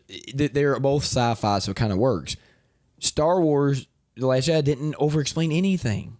They just said this is what it is, and you're going to accept it. Whereas this is like, well, this is how this got done. And it's like, no, don't do that. Yeah. Don't do Yeah, that. show me a story that's taking place now. I don't care about, you know what I mean? Yeah. You had characters acting even stupider than the characters in Prometheus acted, and then in this one, just you kind of back into the old slasher in space trope. Yeah, and that's what I'm saying. Like, that's why to me it's the most disappointing because what's the guy that had the shorts he kept putting out all year this year? Neil Blomkamp. You watched some of the Neil Blomkamp shorts, and then you knew that he was going to get an Alien movie, and then Ridley Scott pretty much killed it, made sure it didn't happen, and then you see what Ridley Scott gave. It's like, really, dude, you killed that So for this. apparently the new Alien has been pulled off the schedule because it had a shooting, it had a production start date of maybe was it October this It was past supposed year to or be. It was September? supposed to already be heavy into production. Yeah, but it's not. But now Neil Blomkamp is now releasing more production design stuff. Well, I think part of it is that Disney is purchasing the film units of 20th Century Fox.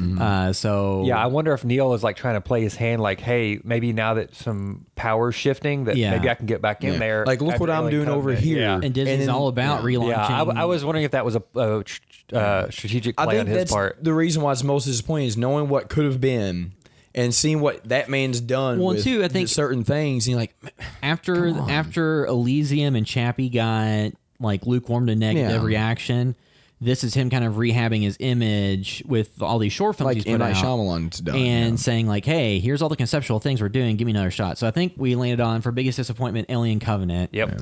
And I think Julie would agree with that as well, because when she saw it, she was not a fan. No. So the last category we're going to cover for this podcast is our favorite Netflix movies. So we've already talked about some of these. And some of these are like, so just to kind of go through. So 1922, which is a Stephen King adaptation. Death Note's listed simply because it was a major Netflix release that had a decent budget behind it and Adam Wingard. We can mark that out right now. Yeah. So Creep 2 was a movie that was like a Blumhouse Tilt movie. So it's Mark Duplass and director Patrick Bryce. And the original one was like a festival movie, and then it ended up getting picked up by Blumhouse Tilt and just put straight to Netflix. Netflix produced the sequel, so it was on video on demand like a few months ago, but now it's on Netflix. So it's on Netflix now to watch it. And it's just the sequel, so included that one because it's primarily, I'd assume, 99% of people will see it eventually via Netflix and not the other VOD platforms. Oakjaw, which was a movie that came out back in the summer. I don't feel at home. I don't feel at home in this world anymore, which is kind of a Coen Brothers-esque type movie. It was one. Who was involved in that? Because it had Elijah Wood, and it was like a winner at Sundance. And I think an interesting example, because it was this movie that won awards at Sundance and got picked up by Netflix, but then it feels like they didn't do any promotion on it, because I've heard very few people talk about it. The only reason why I watched it because Sean talked about it. Like, Sean watched it and said So something Macon about Blair, who directed it, was in Blue Ruin as Dwight, and in Green Room as Gabe. So he was in those. Did he help co-write some of that? One of those films, I think. I'm not for sure though. Yeah. So Jeremy Saulnier, who directed Blue Ruin, so Macon Blair was in the main character in Blue Ruin, and then was in Green Room as well. Okay, So that is he, so it's kind of just like that, like the tree of like writer directors connected or whatever. So if you liked Blue Ruin or Green Room, then I think it has a similar-ish worldview and kind of like a Coen Brothers-esque like tale unravels, like what you think is going to happen. You know, somebody tries to get some goal completed, and in doing so, like, kicks off this series of events that go in a certain way. beyond what they wanted. So, like, and it was a movie that I think didn't get enough attention, because it's interesting, the movie that would win at Sundance and get picked up by Netflix didn't get a bigger push than it did. I mean, aside from pushing on their own platform, I guess they really don't have. Well, What but they've are really- they going to do? You know but what I they mean? really should have pushed done Bright. what they could have done, though. Yeah, but that's Will Smith. You What know. they, Yeah, but Will he ain't Smith and a Will $90 million Smith from- budget. Yeah, But he's that's- not Will Smith. yeah. So from what I 20 Yeah, think, they spent a lot of money on yeah. this. Bright. So what, like, Yeah, it's Christopher Nolan bad from our- has said before, like, he wouldn't work with Netflix because Netflix, for the most part, doesn't care about theatrical or releases. They want everything to be day and date. The day it's out in theaters, it's also on Netflix, which no theater really wants to do that because, like, well, people can watch it for free, so who's going to come in and pay for it? The only And reason they we do don't. that is to get. So I think Oscar what Netflix looks. should do is maybe look what Amazon is doing and doing like a 3-month release window. So they put it on theaters and do the push to try to get it out for award season.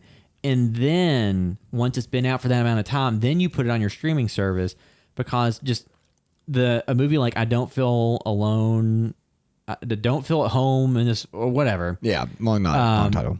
If they had just given that like a theatrical push and started like a limited rollout, like put it in like 10 theaters and then expanded that to 100 and then get to 1,000 and do that kind of grassroots push on it, then that gets it in the mind of more people and gets the buzz around it to be greater. And then you put it on streaming and then people want to see it. Yeah. If you just put it straight to streaming and you don't make it prominently placed on the on your streaming homepage, then people are just going to look at it, maybe think about it for a second, not watch it. I watch it because I was aware of it. I mean, I don't know. Yeah, but I don't know where what the right move is. Like, do they do that and spend the time and money and hire the people to handle the distribution and all that stuff? Or do they just spend that money making more movies and more content, which is what they want to do in the end? Well, I think that they have to do a little bit more project by project type analysis, because something like Gerald's Game in 1922. So 1922 has Thomas Jane, and it's a Stephen King adaptation. That's when my kid's back.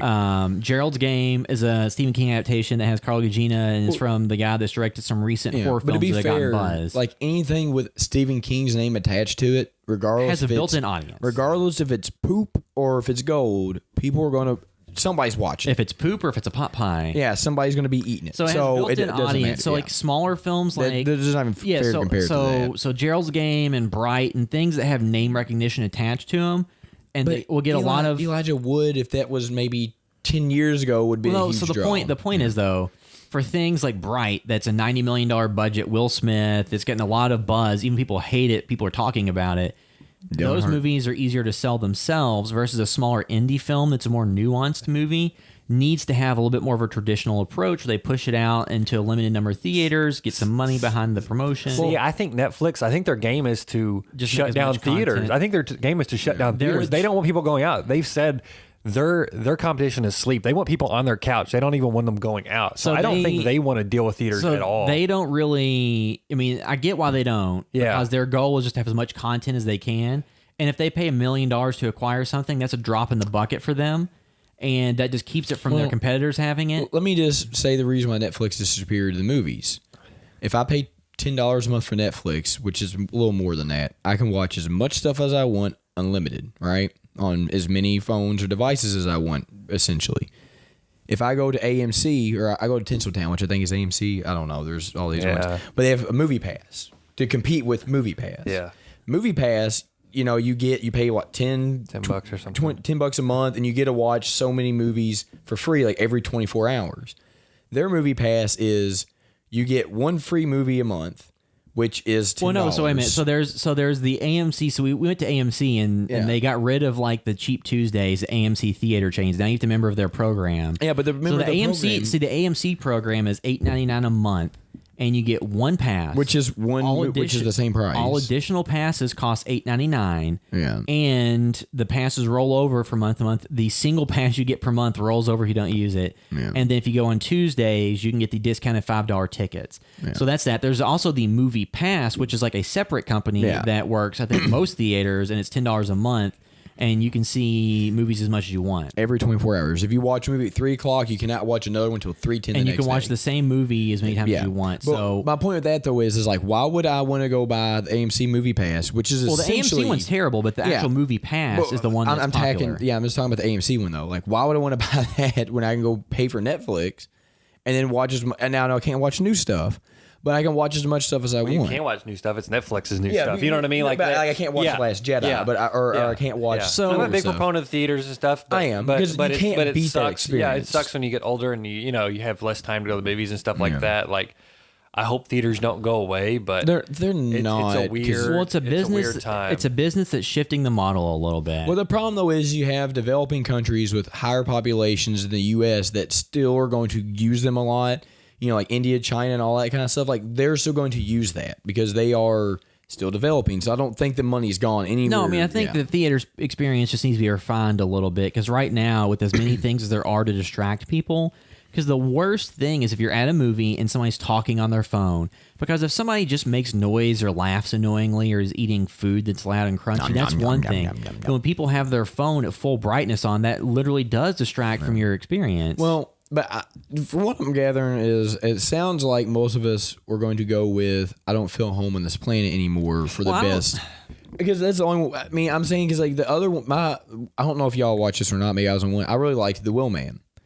But as much as I like that, I still think if I had to pick one and lose the other one, I'm going with I don't feel home on this planet anymore because it was really or enjoyable. I don't feel at home in this world anymore. Oh, sorry, yeah. So that's a movie too where they should have chopped the title down. Yeah.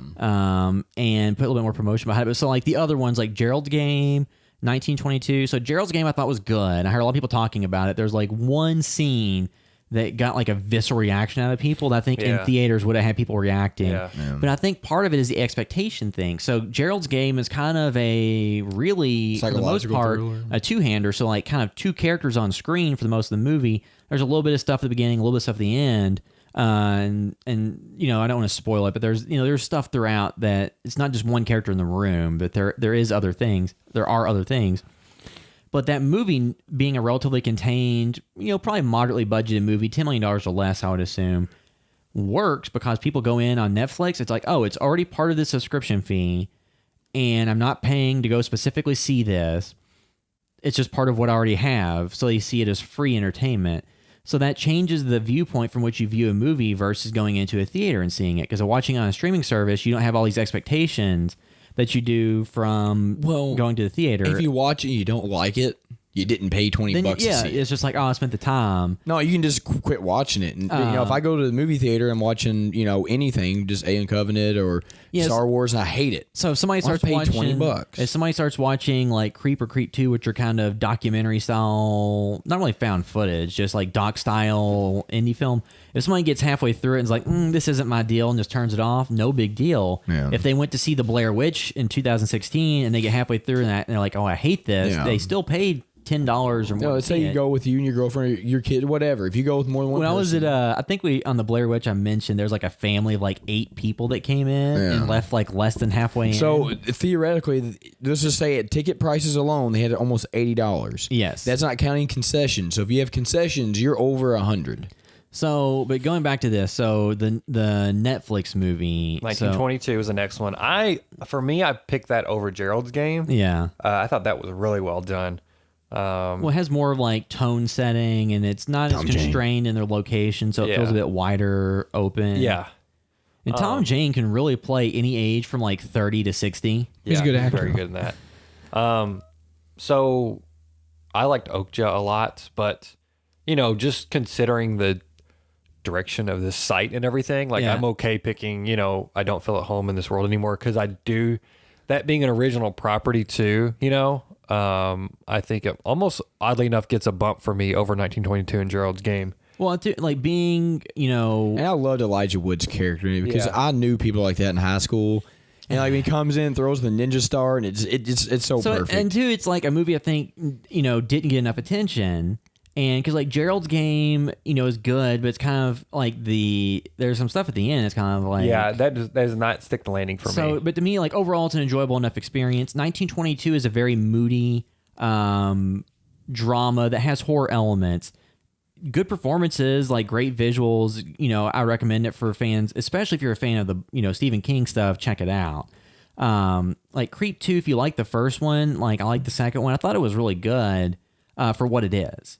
And Netflix is the perfect platform for it, because I think Sean, you had said that. Yeah, because otherwise, if I went to the theaters to pay, I think if a lot of people went to theaters to pay for that film, they'd have felt like almost like you didn't get your money's worth, because it just feels like a very small thing. It does feel like a little project between a small group of people. But that's short. It's fine to watch, and Netflix is where that film needs to be. That's why I like these Netflix films. It's like I love The Will Man, but if I went to theaters to watch it, I don't know if I'd want to pay that amount of money to see it. So Okja, interesting enough film. It's essentially like a company creates like a quote unquote super pig, which is like a super sized pig that they can use to create more meat and help the quote unquote. Yeah, it's all about veganism. Well, it's not really. But here's the thing though. So watching this, like, not to like shove it in people's throats, but in this movie, there's two things I think that disconnect it and make it not really do what it intended to do.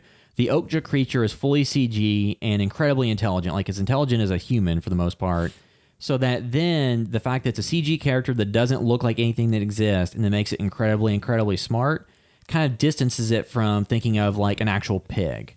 Because it's... Pigs are delicious, William. So it distances from that. And then what they show is the slaughterhouse in Okja is actually the ideal state for slaughterhouses that most of them don't actually meet. Yeah. So watching that movie, if that was what a slaughterhouse was, then it's actually that. If that's the current state of all slaughterhouses in the world, that'd be one thing. But most of them don't do that. They the animal actually doesn't get killed, and they're cutting off limbs while it's still alive and slitting them open while they're alive. So the movie, I think, didn't go far enough in those respects. For me, it didn't feel like it was necessary. I mean, that's what the film is about a little bit, but also too, it felt like almost like a I'm trying to think of it, Miyazaki, like anime or something like that. Like it felt like it was like a story with a creature. Miyazaki. It was a relationship between this little girl and this creature. Like Totoro. Yeah, and that's what it was. That felt like that was about for me, and I just loved the humor. I love the characters.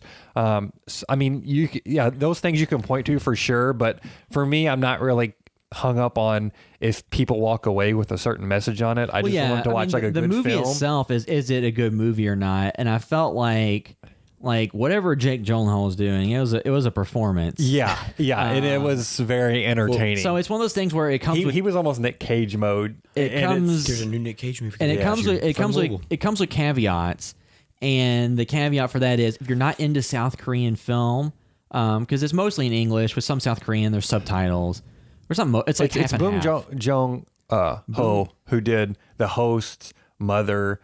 Memories of Murder, Dog Bites Man. So there's it has offbeat humor that's not really Western sensibility. But I personally love all of his humor, so it's like your mileage may vary. And then it has Paul Dano in it, Steven Yeun. Steven Yeun, I think, had to me the most relatable character arc because he's a character that's Korean and American and not really accepted fully by either side. So to me, that's a compelling arc. It's just the rest of this stuff to me felt like a little bit too cartoonish to really stick the landing on their social messaging. Yeah. And then it feels more like an anime. Yeah. But not a terrible movie. Yeah. For me on my own list, if it was this is the one that feels most like a theatrical release out of all of these, I think. Like it feels the biggest out of those. And this is that would be my favorite out of this whole list. But, but I'm happy with I don't feel at home in this world anymore. Yeah, that's my nod. Because I think that all the other ones are good except for Death Note, but it's just like that to me is like the best overall movie that I would want people to watch. Yeah, I think you could show I don't feel home on this planet or whatever. I don't even know the name. It's a sequel. It's a sequel. Whatever it is. I feel like you can show it in this world anymore. I feel like you can show it to most people and it would be enjoyable. Like almost anybody could watch that movie and enjoy it somewhat. Whereas all these other ones, like as much as I like The Wheelman, like I couldn't just show it to anybody and they're not going to enjoy it. Well, then there's other stuff too. There's like docuseries or like that movie The Voyeur that I watched, like a documentary movie. Like a lot of stuff is good. It's just I feel like in terms of actual filmmaking and story and tone and everything, if you like The Green Room and Blue Ruin, or if you like No Country for Old Men or those types of stories, then I think that I Don't Feel at Home in This World Anymore is something to check out. And I would like to give that a little bit of, people, if people listen to this podcast or watching or whatever haven't heard of that, then you can go check it out on Netflix. Because, 1922 and Gerald's Game, I'm sure you've heard about, because they're Stephen King, and they're good. They're worth watching, but they're Stephen King, so everybody's aware of them. Creep 2, you need to have seen the first one, which is on Netflix as well. It's kind of like a found footage movie that really does like listen to an interview with Mark Duplass and Patrick Bryce, and I'm forgetting the name of the actress in it. It really was like a really small production that was kind of experimental and the type of thing that streaming platforms are great for, but not like you have to see this movie because it really requires seeing the first one. You got to be careful who you recommend that film to, I think. Yeah. Because I'd enjoyed it, but it would be very specific. Like, out of 10 friends, I'd probably recommend it to 1 or 2. You know what I mean? Like, I don't think it's my type of film. And then I mean, it's for me. Like Okja was good as well. It's another one of those things that comes with a few caveats. So people can't really get behind the cultural differences and the viewpoints from the movie is made during. like, because Tilda Swinton's character in it is kind of ridiculous. Like, so there's all these things that you kind of have to be on board with. No, like, everybody in it is good.